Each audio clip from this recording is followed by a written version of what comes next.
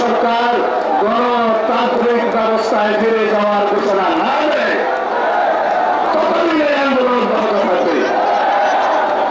নির্বাচনমুখী যাবতীয় জরুরি সংস্কার এই সরকার করার দায়িত্ব আছে বুঝলাম, কিন্তু সকল সংস্কার বাস্তবায়নের দায়িত্ব একমাত্র নির্বাচিত সরকারের।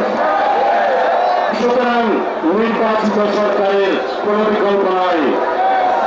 আপনারা সংবিধান সংশোধনের জন্য পরামর্শ দিতে পারেন, কিন্তু সেই সংবিধান সংশোধন করবে নির্বাচিত পরবর্তী পার্লামেন্ট।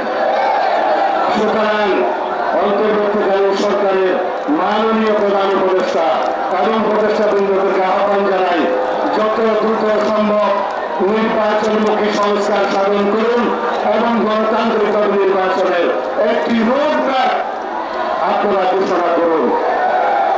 তাহলে দেশের মানুষ আশ্বস্ত হবে যে বাংলা